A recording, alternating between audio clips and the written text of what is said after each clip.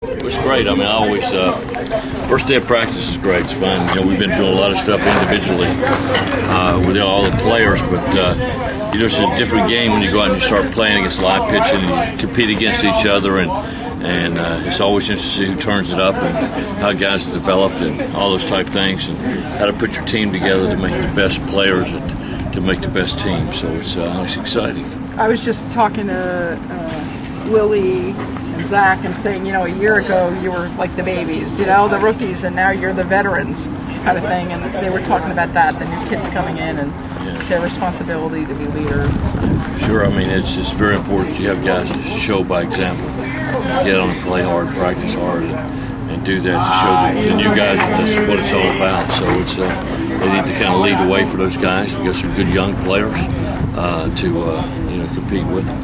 Have you seen anything in the individual workouts with the new guys, or is it hard to gauge it much? I think it's a different thing when you say play ball. Yeah. You can go watch guys throw bullpens and whatever, but hitting guys ground balls is different when the game starts, game speed, and some guys can still great in the bullpen but can't pitch when the game starts, and vice versa. So it's always, for me, it's always interesting to watch. Who are you thinking as far as the start? I mean, we know about Andy coming back, but what about the new guys? You know what? I'd like to think that we're giving everybody an equal opportunity to compete, to win those positions. So, and that's what our goal is. Basically, our pitchers do the same number of innings in the fall to compete for those spots. And we're still thinking Garcia's going to be our closer, and Cooper's going to be a setup guy, and Woody may be in the pen or he may not be in the pen. It just depends on, again, how much how we figure out a rotation. Hopefully, by the end of fall practice, we can answer that question much better. How surprised were you that Andy came back? Surprised, no question, pleasantly surprised. But it's a great thing. I'm glad to see him back. He's very happy with his decision, and so are everybody else is here for sure. It sounds like David had a good summer. They've had a good second half. He struggled in the first half in the Cape, and then the second half he really came on. And if he would have been, the All-Star game would have been in the middle of the season, he wouldn't have made it. In the second half he played great, so he got better, and he's got some things that he changed up there, and some things that he was doing that he felt like that helped him, hit better, and hopefully that can carry over here. Speak on some of the newcomers, and I'm not going to try to pronounce George's last name, but just him and some of these other guys you have, especially the ones that got drafted. Well, George, just being a junior college guy, coming in and being drafted, he's an older guy, so he's a junior, so you expect a little bit more. He's competed at Division I level in South Carolina and in junior college and been successful, so it's going to be easier for him for that transition, than say one of the freshmen. For a freshman, it's always interesting to see it. There's a lot of guys coming in to compete for the different positions to see how they do, and I don't have any expectations for those guys till they get here and they do it really, other than we need some of those guys stepping up and getting it done. How much does this level of this team go up now that Andy's back? It helps. I don't know that the level of the pitching staff goes up because our other three starters assigned pro were really good. So, our pitching staff the last 2 years was outstanding with those 4 guys. It was basically those 4 guys for 2 years. So, we got to have some of the young guys or returning players stepping up to fill that role. We expect Andy to pitch on Friday nights at this point, and then we'll see on Saturday, Sunday, and the midweek guy. But we've got some talented young players. Some of them coming off surgery and didn't compete last year because of arm surgery. So it's going to be it's always interesting. That's what fall practice is about. Your sophomore pitcher, Derek, is he the biggest player you've ever had? No. Bigger? He's big, but he's not the biggest guy I've ever had. Zunica was bigger than him last year, but he's a prototype guy. He's 6'5", 230, 240, whatever he is. And throws downhill. He's a prototype pitcher. The way people look at him and the downward angle of the guy throwing, that's an advantage. So we've got some high hopes for him for sure.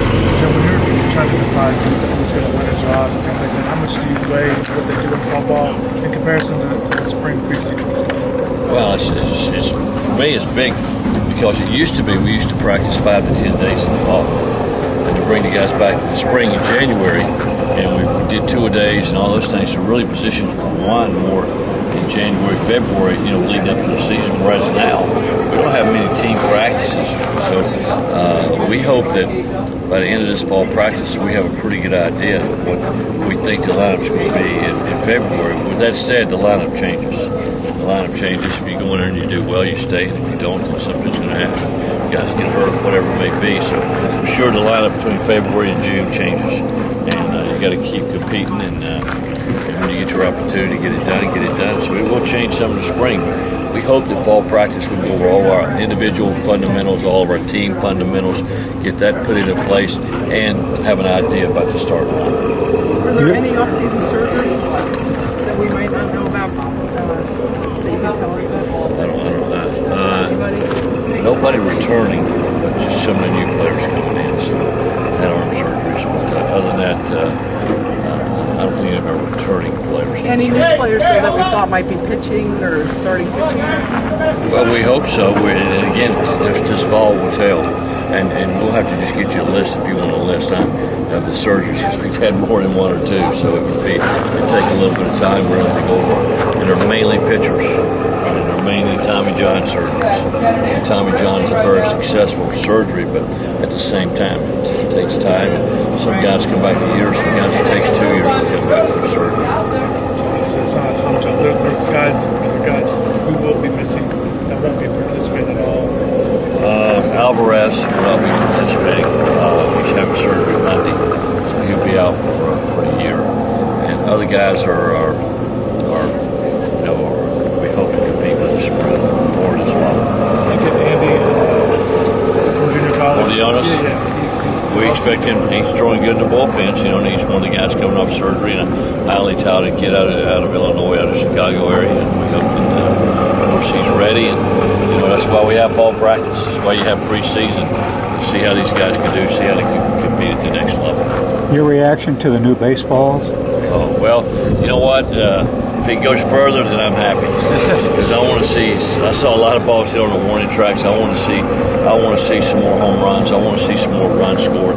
I don't necessarily want to see it like it was back in the '80s, where scores from 21 to 13 in the World Series. It'd be nice to see a 7-1 game once in a while, or a 7-5 game. See some runs scored, see some home runs. Bobby Hill, punching Judy shortstop, hit more home runs than our whole team hit the year before last. That's not the way it should go. You got to have some home runs. The ball is going to make a difference, from what I understand, and I think it makes a difference in a lot of ways, not just the carry, but the pitching, the defense, all kind of things. So we're using nothing but the new balls, the low seams, because the ball carries, so the outfielder's got to make an adjustment from that standpoint. I even think as an infielder with the high seams, when the infield's a little harder, those high seams bounce different. I think you'll get a smoother roll with the lower seams. So I think it affects it in a lot of ways the game. So I'm excited for that change. I wish we used a major league ball and we'd see more home runs.